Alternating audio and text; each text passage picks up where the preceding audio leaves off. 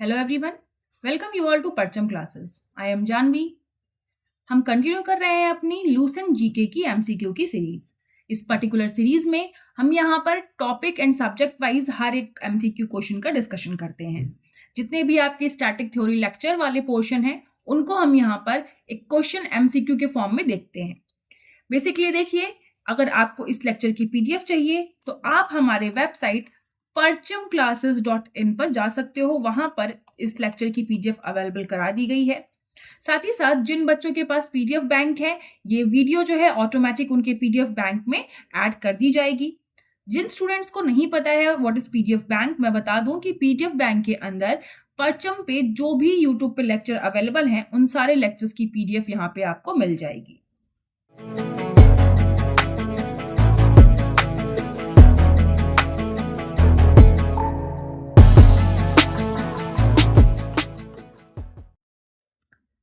Now देखो, हम history में डिस्कस करने वाले हैं महाजनपद को।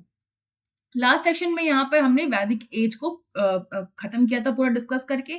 अब हम आगे बढ़ते हुए महाजनपद के बारे में देखेंगे कि क्या क्या यहाँ पे इंपॉर्टेंट क्वेश्चंस हैं। फर्स्ट क्वेश्चन में पूछा जा रहा है, the king who opposed Alexander was whom. तो यहाँ पे आपका आंसर हो जाएगा porous.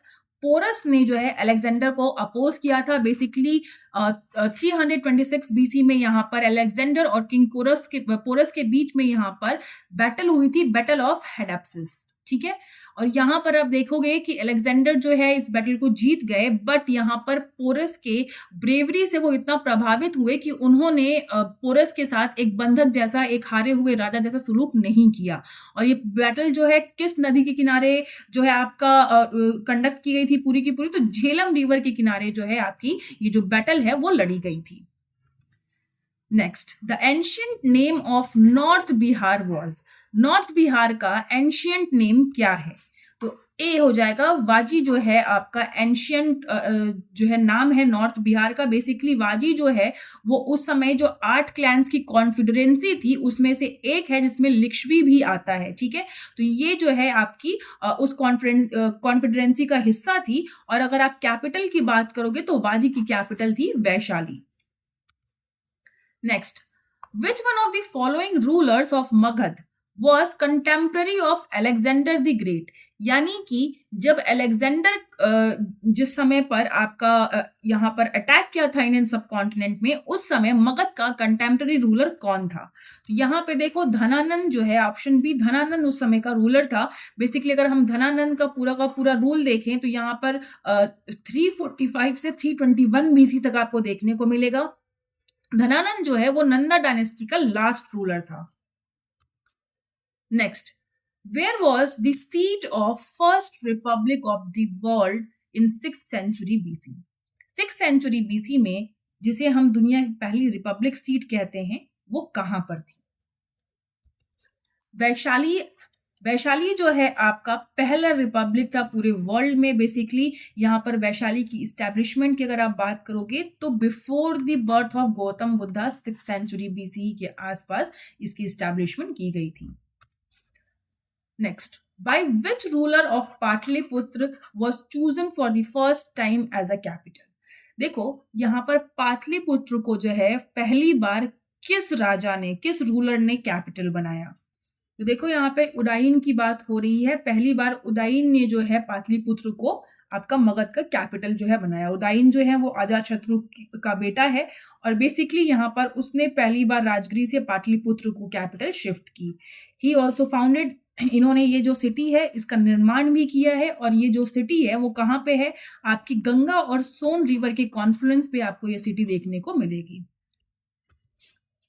Between which of the following was the ancient town of Takshashila located? यहाँ पे तक्षशिला पूछा जा रहा है कि तक्षशिला की लोकेशन जो है किस नदी के किनारे, किस नदी के बिटवीन में आपको देखने को मिलेगी? देखो इंडस और झेलम के बीच में आपको तक्षशिला की लोकेशन मिलेगी। ठीक है, तक्षशिला जो है एंशियंट समय का जो है आप कहोगे कि एक बेस्ट लर्निंग सेंटर की तरह जो है उभर के आया। Now mahajanapada situated on the bank of river Godavari. कौन सा महाजनपद गोदावरी नदी के किनारे यहाँ पे बसा हुआ था? देखिए यहाँ पे असाका की बात हो रही है। जो असाका था वो जो है गोदावरी नदी के किनारे था। बेसिकली यहाँ पर देखोगे कि ये पर्टिकुलर लोकेशन जो है 700 से 425 बीसी के आसपास एग्जिस्ट करती थी। जो आपका दक्षिण पंथ का सदर्न रीजन है वहां पर, यानी कि जो प्रेजेंट डे का महाराष्ट्र और तेलंगाना का रीजन है, वहां पर आपको असाका का जो लोकेशन है वो देखने को मिलेगा। Next, where did lord Buddha breathe his last, यानी कि महा जो परिनिर्वाणा है वो बुद्धा ने किस जगह पे अटेन किया था। तो देखो आंसर हो जाएगा आपका कुशीनगर के अंदर जो लॉर्ड बुद्धा हैं उन्होंने परिनिर्वाणा जो है अटेन किया था। Basically Kushinagar present day Uttar Pradesh में आपका पाया जाता है। Next, Where has the world largest monolithic statue of Buddha been installed? दुनिया की सबसे बड़ी जो बुद्धा की मोनोलिथिक स्टैचू है वो कहाँ पे इंस्टॉल की गई थी? तो देखिए यहाँ पर आंसर ए हो जाएगा, बमियान में आपकी ये स्टैचू थी। बेसिकली यहाँ पर 6th सेंचुरी के आसपास अफगानिस्तान के अंदर जो बमियान वैली है वहां पर इसे बनाया गया था। लेकिन अगर आप देखोगे तो 2001 में तालिबान ने इसे डिस्ट्रॉय कर दिया। वहां पे 2 स्टैचूज थी, एक 175 फीट और एक 120 फीट हाइट की थी। Which among the following is sacred book of Buddhist? यहां पर बुद्धिस्ट रिलीजन की सबसे जो सेक्रेड बुक है वो कौन सी है? ठीक है, तो देखो त्रिपिकातास जो है वो आपकी जो बुद्धिज्म है उसमें सेक्रेड बुक्स मानी जाती हैं। अब 3 टाइप की होती हैं ये पिताकास जो होती हैं, आपकी होती है विनय, सूत और अभिधम्म पिताका। ठीक है, हमने अर्लियर भी इनके बारे में डिस्कशन किया है, बट अगेन हम यहाँ पे शॉर्ट में डिस्कस कर लेते हैं कि विनय पिताका के अंदर आपको मोनोथीस्ट को कैसे डिसिप्लिन में रहना है, किस तरीके से जो मॉन्क है वो अपने डेली लाइफ में जो लाइफस्टाइल अडॉप्ट करेंगे, किस तरीके से करेंगे, ये सारी चीजें लिखी गई हैं। सूत पिताका के अंदर आपको देखने को मिलेगा यहाँ पे बुद्धा के जो सेरेमोनीज है उनका कलेक्शन है, और अभिधम्म पिताका के अंदर जो बुद्धा की टीचिंग्स हैं उनको देखने को, उनका कंपाइलेशन आपको देखने को मिलेगा। नाउ ज्योग्राफी के अंदर लास्ट हमने डिस्कस किया था वॉल्केनोज एंड अर्थक्वेक्स। आज हम डिस्कस करने वाले हैं इंटीरियर ऑफ द अर्थ।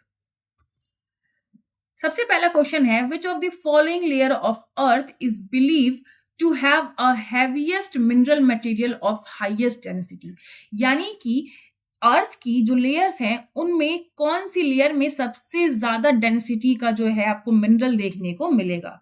तो देखो यहाँ पर ऑप्शन ए हो जाएगा सेंट्रल कोर। सेंट्रल कोर के अंदर आप देखोगे तो निकल और आयरन जो है पाया जाता है। बेसिकली आयरन जो है आप देखोगे काफी डेंस होता है। ठीक है, कोर मेंटल की जो बाउंड्री पोजीशन है वो आपको 2900 किलोमीटर की डेप्थ पे देखने को मिलेगी। जो इनर कोर है वो सॉलिड में है, लेकिन जो आउटर कोर अगर आप देखोगे अर्थ का तो वो आपका लिक्विड स्टेट में आपको मिलेगा। Next, the mapping of which of the following is most difficult. दिए गए चीजों में से किसकी मैपिंग करना सबसे ज्यादा मुश्किल है, ये क्वेश्चन में आपसे पूछा जा रहा है।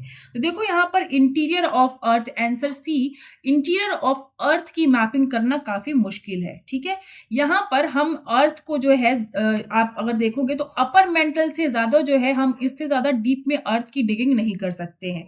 ठीक है, क्योंकि इतना ज्यादा हाई टेम्परेचर और प्रेशर है जो ह्यूमंस के लिए फैटल हो सकता है। तो यहाँ पर हमें कुछ इनडायरेक्ट वे जैसे कि सीस्मिक वेज और कई सारे यहाँ पे रेडिएशंस की वजह से पता चल पाता है कि जो अर्थ का इंटीरियर है वो किस तरीके का है। तो यहाँ पर डायरेक्ट जो है ह्यूमंस को यूज करके या डिगिंग करके हम अर्थ के इंटीरियर का पता नहीं लगा सकते या उसकी मैपिंग नहीं कर सकते हैं। Next, the upper part of mental upon which the crust of earth float is called what, यानी कि मेंटल का अपर पार्ट जिसपे अर्थ की जो क्रस्ट है वो फ्लोट करती है, उस पर्टिकुलर फ्लोटिंग रीजन को क्या कहते हैं? तो यहाँ पर एस्थेनोस्फीयर कहते हैं। देखो एस्थेनोस्फीयर जो है वो आपका एक सेमी फ्लूइड लेयर है अर्थ की जो अपर मेंटल पे पाई जाती है। अब देखो यहाँ पर आप एस्थेनोस्फीयर की लोकेशन देखो, दिस इज योर एस्थेनोस्फीयर, और ये जो है आपकी क्रस्ट इसके ऊपर फ्लोट डाउन करती है। ठीक है, तो यहाँ पर अगर आप देखोगे तो लिथोस्फीयर के आप ऑलमोस्ट जो है आप देखोगे लिथोस्फीयर के नीचे बिटवीन 80 to 200 किलोमीटर के सरफेस पे और 700 किलोमीटर तक की डेप्थ पे आपको एस्थेनोस्फीयर देखने को मिलेगा। ठीक है, सेमी फ्यूज्ड लिक्विड है, यहाँ पर हॉट लावा आप देखोगे बेसिकली, तो इस रीजन में आपको देखने को मिलेगा जो एस्थेनोस्फीयर का रीजन है। Next, Moho scale is used to indicate what. ठीक है, तो यहाँ पर देखो मोहो स्केल जो है वो आपकी degree of hardness of mineral को जो है इंडिकेट करता है। बेसिकली यहाँ पर 10 मिनरल का सेट जो है इस मोहो स्केल के अंदर 1 to 10 की आपकी नंबरिंग में रखा गया है। अब यहाँ पर जिस भी चीज को यहाँ पर हार्डनेस को रिप्रेजेंट करना होता है, तो जैसे डायमंड की जो है हार्डनेस सबसे ज्यादा है, तो इस स्केल पे 10 नंबर पे उसको रिप्रेजेंट किया जाएगा, और टैल्क जो है वो सबसे सॉफ्टेस्ट है, तो फर्स्ट नंबर पे उसको प्लेस किया जाएगा। तो इस तरीके से आपका मोहो स्केल जो है हार्डनेस के बेसिस पे जो मिनरल्स है उनको स्केल आउट करता है। Next, which of the following is direct source of information about the interior of अर्थ। ठीक है, इंटीरियर ऑफ अर्थ का कौन सा यहाँ पे डायरेक्ट सोर्स ऑफ इंफॉर्मेशन है? तो देखो यहाँ पर आंसर हो जाएगा आपका ए 1 and 2, अर्थक्वेक वेव्स, वॉल्केनो। ये जो दो चीजें हैं वो आपकी अर्थ की डायरेक्ट सोर्स ऑफ इंफॉर्मेशन में आती हैं। ठीक है, यहाँ पर देखो, अगर आप देखोगे तो जो माग्मा आता है, जो फॉल्ट से निकलता है, ठीक है, तो उसको भी लेबोरेटरी में ले जाके जब एनालाइज किया जाएगा तो उसमें से जो मिनरल्स निकलेंगे तो हमें पता चलता है कि अच्छा सिलिका का कंटेंट है। तो यहाँ पर इस तरीके की चीजें जो है अर्थ के आपके इंटीरियर में पाई जाती हैं। साथ ही साथ हमने पहले भी बात की थी कि माइनिंग और ड्रिलिंग, लेकिन हम एक पर्टिकुलर डेप्थ के बाद माइनिंग नहीं कर सकते हैं, तो इसलिए आप देखोगे कि अर्थक्वेक की वेव जो है वो भी हमें इंडिकेट करती हैं कि यहाँ पर जो अर्थ का इंटीरियर है वो किस तरीके का है। Next, the continent are floating on ocean floor. The continent are composed of silica and aluminium while ocean are composed of silica and magnesium. ठीक है, तो यहां पर पूछा गया है कि जो कॉन्टिनेंट है वो ओशन फ्लोर के ऊपर फ्लोट करते हैं। ठीक है, रीजन ये बताया जा रहा है क्योंकि जो कॉन्टिनेंट है वो सिलिका और एल्युमिनियम से बने हुए हैं, और जो ओशंस हैं वो कंपैरेटिवली सिलिका और मैग्नीशियम से बने हुए हैं। तो जो ओशन प्लेट है वो कंपैरेटिवली ज्यादा डेंसर है कॉन्टिनेंट प्लेट्स के। तो देखो आपका आंसर हो जाएगा ए, दोनों ही रीजन और असर्शन जो है वो सही है। ठीक है, बेसिकली यहां पर अगर आप देखोगे तो जो आपकी कॉन्टिनेंट है वो ग्रेनाइट रॉक से बनी हुई है, यानी सिलिका और एल्युमिनियम से। ठीक है, यहाँ पे जो आपका ओशन फ्लोर है वो सिलिका और मैग्नीशियम से बना हुआ है, जैसा कि हमने अभी क्वेश्चन में देखा हुआ था। अब कॉन्टिनेंट को ग्रेनाइट रॉक जो है वो लाइटर बना देती हैं। ठीक है, और ओशन फ्लोर को जो है बसाल्टिक जो रॉक्स हैं वो कंपेयर टू कॉन्टिनेंट वो डेंसर बना देती हैं। तो इस वजह से जो कॉन्टिनेंट है वो ओशियन के फ्लोर पे फ्लोट आउट करते हैं। Next question, which of the following statement is correct, ये पूछा जा रहा है। तो यहां पर देखिए एक स्टेटमेंट दिया हुआ है और उससे रिलेटेड हमें यहाँ पे टर्म्स को डिफाइन करना है। तो देखो, the boundary zone between north American plate and the Eurasian plate exhibit condition of which of the following. ठीक है, तो यहां पर जो आपकी अमेरिकन प्लेट है और जो यूरेशियन प्लेट है उन दोनों के बीच में क्या कन्वर्जन हो रहा है, डाइवर्जन हो रहा है, वो श्रिंक कर रही हैं कि स्लाइड कर रही हैं।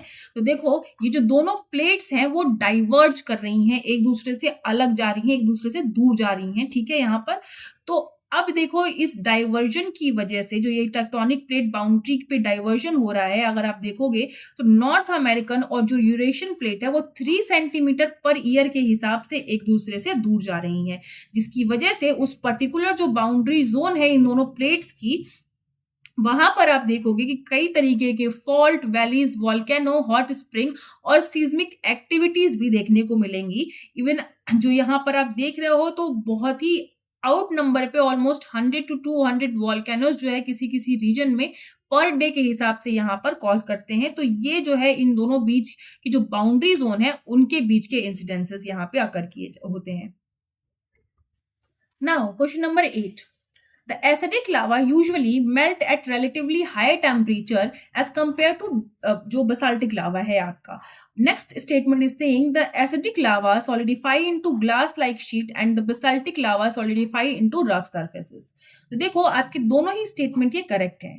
यहाँ पर एसिडिक लावा जो होता है बेसिकली आपका जो मेल्टिंग पॉइंट है वो डिपेंड करता है कि लावा की विस्कोसिटी कितनी है और यहाँ पर कंपोजिशन कैसा है।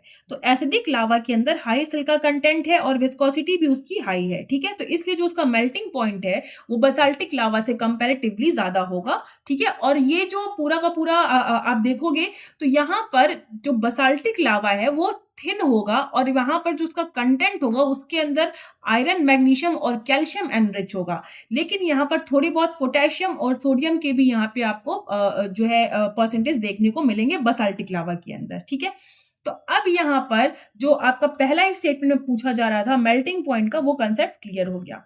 नेक्स्ट, जब भी जो है एसिडिक लावा जो सरफेस पे पहुंचेगा तो वो एक क्लाशी टाइपी सीट का फॉर्मेशन करेगा, ठीक है।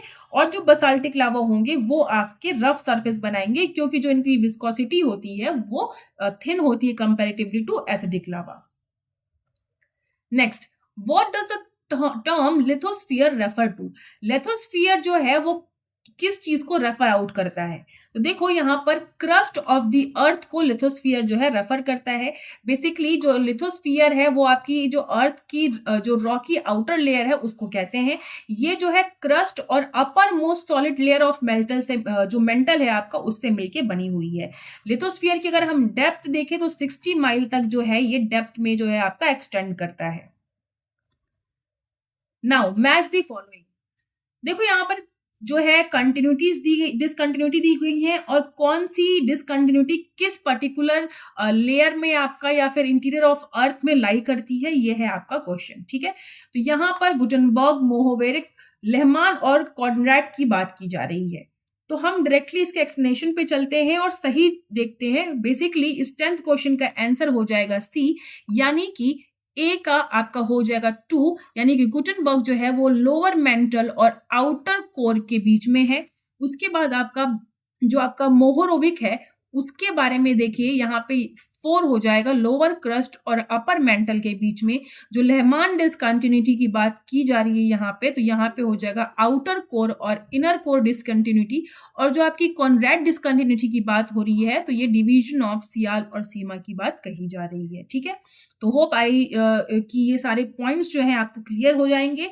यहाँ पर मैंने एक्सप्लेनेशन में फॉर पीडीएफ पर्पस भी अलग से हर एक चीजों को लिख दिया है, सो दैट आप जब भी पीडीएफ अवेल करो तो आपको पढ़ने में आसानी हो। तो देखो यहाँ पे कॉनरैड डिसकंटिन्यूटी बेसिकली अपर और लोअर क्रस्ट, ठीक है।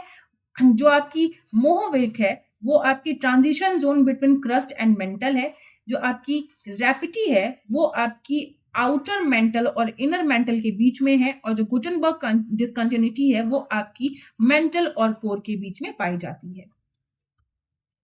अब आगे बढ़ने से पहले यहाँ पर एक इंफॉर्मेशन है जो मैं आप सभी के साथ शेयर करना चाहूंगी कि जो भी बच्चे 2024 का एसएससी टारगेट कर रहे हैं, एसएससी एग्जाम की प्रिपरेशन कर रहे हैं, उनके लिए है ये course SSC general awareness target 2024।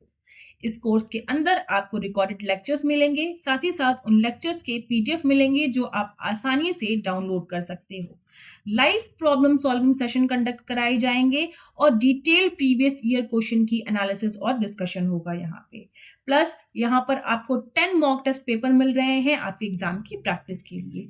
और कोई भी क्यूरीज हो आपकी या कोई भी क्वेश्चंस हो तो आप हमारे दिए गए कॉन्टेक्ट नंबर पे कॉन्टेक्ट कर सकते हो। पॉलिटी में हम आज बात करने वाले हैं सोर्सेस ऑफ इंडियन कॉन्स्टिट्यूशन की। बेसिकली हम बात करेंगे कि किस कंट्री से कौन कौन से प्रोविजन यहाँ पे इंडियन कॉन्स्टिट्यूशन के अंदर जो है कंपाइल किए गए हैं। The concept of judicial review in our constitution has been taken from which of the following countries? ठीक है, तो यहाँ पर देखिए यूएसए से हमने जुडिशियल रिव्यू के कंसेप्ट को जो है वो अपनाया है या फिर बोरो किया है। जुडिशियल रिव्यू क्या होता है? जुडिशियल रिव्यू एक ऐसी पावर है कोर्ट के पास जो कि गवर्नमेंट के एक्शन, उनकी कॉन्स्टिट्यूशनल वैलिडिटी को चेक करने के लिए कोर्ट्स यूज करती हैं। Next, the Constitution of India borrowed the scheme of federation from the Constitution of which country? ठीक है, तो यहाँ पर फेडरेशन की बात की जा रही है, तो यहाँ पर कनाडा से जो है यहाँ पर इंडियन फेडरेशन का जो कंसेप्ट है वो लिया गया। अब कनाडा से हमने क्या क्या लिया है? फेडरेशन विथ स्ट्रॉन्ग सेंटर, जो भी रेसिड्यूरी पावर है वो सेंट्रल गवर्नमेंट के पास रहेगी। जो स्टेट गवर्नर्स हैं उनको सेंटर अपॉइंट करेगा, और advisory jurisdiction of supreme court, ये सारे फीचर हमने कनाडा की गवर्नमेंट से बोरो किए हैं। Next, the 10th schedule of Indian constitution deals with which of the following? भारतीय संविधान का 10वां शेड्यूल डील करता है आपका एंटी डिफेक्शन लेजिस्लेशन से, ठीक है। यहाँ पर बेसिकली आप देखोगे कि ये जो पर्टिकुलर लॉ था 1985 में पास किया गया, बट लेकिन इसको रीइंफोर्स किया गया है 2002 में। ये एक्ट जो है बेसिकली जो एंटी डिफेक्शन लॉ है वो आपका एमपी और एमएलएस को प्रिवेंट करता है जो वो लगातार फ्रीक्वेंसी से स्विच करती है पार्टीज को, तो ये उस चीज को रोकने के लिए ये पर्टिकुलर लेजिस्लेशन ले आया गया था। Next, the idea of including the emergency provisions in Constitution of India has been borrowed from which of the following? जो भारतीय संविधान के अंदर इमरजेंसी यानी तात्कालीन जो प्रावधान दिए हुए हैं वो कहाँ से लिए गए हैं, किस कंट्री से लिए गए हैं, ठीक है। तो यहाँ पर देखो बी हो जाएगा आपका जो आपकी वेमार कॉन्स्टिट्यूशन ऑफ जर्मनी है वहां से इन इमरजेंसी प्रोविजन को लिया गया है, जो आपका आपातकालीन जो आपकी प्रावधान जिसे हम कहते हैं। तो यहाँ पर देखिए 1935 में भी जो इमरजेंसी प्रोविजंस थे वो दिए गए थे, बट बेसिकली यहाँ पर आप देखोगे तो वेमार कॉन्स्टिट्यूशन ऑफ जो जर्मनी था वहां से हमने इन प्रोविजंस को लिया है। इंडियन कॉन्स्टिट्यूशन के अंदर ये आर्टिकल 352 से 360 के बीच में आपको ये सारी के सारे प्रोविजंस देखने को मिलेंगे। इन प्रोविजंस का यूज सेंट्रल गवर्नमेंट जो है किसी भी एबनॉर्मल कंडीशन को या सिचुएशन को हैंडल करने के लिए करती है। Next, the office of Lokpal and Lokayukta in India is based on which of the following? Bharat के अंदर जो लोकपाल या लोकायुक्त का ऑफिस है आपका वो किस पे बेस्ड है, ठीक है, किसके कार्यकाल पे बेस्ड किया गया है? तो देखो यहाँ पर आपका आंसर हो जाएगा ओबर्ट्समैन इन स्कैंडिनेविया, ठीक है। तो यहाँ पर जो ओबर्ट्समैन का कंसेप्ट है जो स्कैंडिनेवियन कंट्रीज में चलता है, जैसे कि आपका स्वीडन हो गया, डेनमार्क हो गया, फिनलैंड के अंदर हो गया, तो यहाँ पे ये ऑफिस ऑफ लोकपाल वहीं से लिया गया है। बेसिकली 2013 में जो है इस ऑफिस को स्टैब्लिश किया गया था, ठीक है। और ये जो पूरा का पूरा इंस्टीट्यूशन है लोकपाल का, ये एक स्टैट्यूटरी बॉडी है, इसका कोई भी कॉन्स्टिट्यूशनल स्टेटस नहीं है। Next, which country has contributed to the framing of DPSP? कौन सी कंट्री ने यहाँ पे directive principle of state policy में कंट्रीब्यूट किया है, या फिर आप ऐसे समझ लो कि कहां से ये प्रोविजन बोरो किया गया है? तो देखो आयरलैंड से जो है हमने ये प्रोविजन बोरो किया है। बेसिकली आयरलैंड की अगर हम बात करें तो देखो यहाँ पर जो डीपीएसपी है उसके अंदर गाइडलाइंस दी जाती है कि जो सरकार है वो किस तरीके से यहाँ पर लॉज को क्रिएट करे या फिर किस तरीके से पॉलिसीज बनाए जो कि सोशल और इकोनॉमिक जस्टिस को प्रमोट करे। डीपीएसपी हमारे कॉन्स्टिट्यूशन के पार्ट 4 में दिया गया है और आर्टिकल कौन कौन सा है 36 से लेकर आपको 51 तक जो है यहाँ पर आपको डीपीएसपी देखने को मिलेगा। Next question, of the following words of the preamble of constitution which was not inserted through 42nd amendment act 1976? यानी कि जो 42nd amendment act था उसके तहत यहाँ पर किस शब्द को नहीं जोड़ा गया हमारे प्रियम्बल के अंदर, ठीक है। तो देखो यहाँ पे जो डिग्निटी वर्ड था उस वर्ड को यहाँ पर नहीं जोड़ा गया प्रियम्बल के अंदर। बेसिकली कौन कौन से यहाँ पर वर्ड्स थे 42nd अमेंडमेंट एक्ट के तहत जो हमारे प्रियम्बल में इंसर्ट डाउन किए गए? तो आपका हो जाएगा सोशलिस्ट, सेकुलर और इंटीग्रिटी, ठीक है। Next, the ideals and objective outlined in the preamble of Indian Constitution has been further elaborated where? ठीक है, देखो यहाँ पे जो क्वेश्चन समझो थोड़ा सा कि पूछा जा रहा है जो प्रियम्बल में चीजें दी गई हैं, प्रियम्बल जो आइडियल्स और ऑब्जेक्टिव को रिफ्लेक्ट करता है वो कॉन्स्टिट्यूशन के अंदर और कहां पे दी गई हैं, ठीक है। तो देखो यहाँ पर आपका आंसर हो जाएगा सी, डीपीएसपी फंडामेंटल राइट और फंडामेंटल ड्यूटीज के अंदर ये सारी चीजें दी गई हैं। अब देखो प्रियम्बल क्या कहता है, प्रियम्बल जो है जस्टिस देता है, ठीक है, rule of law, equal right, freedom, opportunities for all की बात करता है, लिबर्टी, इक्वालिटी, फ्रेटर्निटी की बात करता है। तो यहाँ पर अगर हम इक्वल राइट और फ्रीडम और अपॉर्चुनिटी और रूल ऑफ लॉ की बात करें तो यह आपकी फंडामेंटल राइट्स में है। बाकी आपका एक जो फ्रेटर्निटी का कंसेप्ट है या फिर जो आपका सोशल वेजेस का कंसेप्ट है, ये सारी की सारी चीजें आपकी डीपीएसपी में दी गई हैं। और जो यहाँ पे ब्रदरहुड का कंसेप्ट आता है या प्रिजर्विंग द इंटीग्रिटी आता है, तो ये सारे आपके फंडामेंटल ड्यूटीज के पार्ट आते हैं। तो इस तरीके से आप समझो कि जो प्रियम्बल है उसके जो ऑब्जेक्टिव्स हैं वो और कहां दिए गए हैं, तो वो हो जाएगा आपका fundamental right, duty and DPSP. Next, consider the following statement about preamble of the constitution. देखो, the objective resolution proposed by Pandit Jawaharlal Nehru ultimately become the preamble. It is not justiciable in nature. It cannot be amended. It cannot override the specific provision of the constitution. अब इन statements में से कौन से statement सही हैं? तो देखो आपका 1, 2 और 4 जो है वो सही है, ठीक है। थर्ड जो है ये आपका गलत है, ठीक है। It can not be amended, it can be amended, यहाँ पे अमेंडमेंट किया भी गया है कॉन्स्टिट्यूशन में, अभी हमने देखा 42nd अमेंडमेंट के दौरान। तो देखो यहाँ पर 13 दिसंबर 1946 को जो ऑब्जेक्टिव रेजोल्यूशन पंडित जवाहरलाल नेहरू ने प्रपोज किया था वही प्रियम्बल बनता है। कॉन्स्टिट्यूएंट जो असेंबली है उसने इस चीज को अप्रूव किया था 22 जनवरी 1947 में, ठीक है। Next, Indian constitution declare India अ सेकुलर स्टेट, ठीक है। भारतीय संविधान कहता है कि जो भारत है वो एक सेकुलर स्टेट है, धर्मनिरपेक्ष राज्य है, ठीक है। तो यहाँ पे इसका मतलब क्या होगा, दिए गए ऑप्शंस में से आपको बताना है। तो देखो ये हो जाएगा C, the state regard religion as a private affair of the citizen and does not discriminate on this basis. तो देखो कैसे कहेंगे सेकुलर स्टेट है, तो सेकुलर स्टेट का मतलब है कि जो सरकार है उसका कोई भी इंटरफेरेंस नहीं है कि पर्टिकुलर सिटीजन जो है किस रिलीजन को मानता है, ये उसका प्राइवेट मैटर है। और साथ ही साथ धर्म के आधार पर देश के अंदर कोई भी भेदभाव ना हो, तो उसको हम कहते हैं सेकुलर स्टेट, ठीक है। यानी कि नो ऑफिशियल रिलीजन, फ्रीडम भी है रिलीजन का, कोई ऑफिशियल रिलीजन नहीं है उस पर्टिकुलर कंट्री का, ठीक है। फ्रीडम ऑफ रिलीजन है सिटीजन्स के पास कि वो कोई भी धर्म को प्रैक्टिस और प्रोपोगेट कर सकते हैं, और गवर्नमेंट जो है यहाँ पे धर्म की जो चीजें हैं उनमें जो है इंटरफेयर नहीं करेगी। तो ये होता है सेकुलर स्टेट। तो होप आप सबको ये सारी की सारी चीजें क्लियर हो गई होंगी। कोई भी डाउट अगर आपको हो तो आप मेरे से कमेंट सेक्शन में पूछ सकते हो। Now moving to question of the day.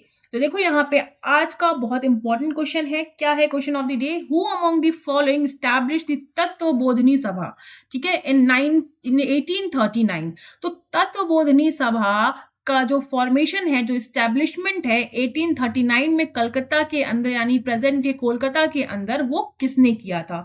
तो आप सभी जो है इस आंसर का, इस क्वेश्चन का आंसर जो है वो कमेंट सेक्शन में कमेंट करो। और साथ ही साथ वन मोर रिमाइंडर, अगर आपको इस लेक्चर की पीडीएफ चाहिए तो आप हमारी वेबसाइट perchamclasses.in पर जाओ, वहां पर इस लेक्चर की पीडीएफ अवेलेबल करा दी गई है। So that's all for today. Till then, take care.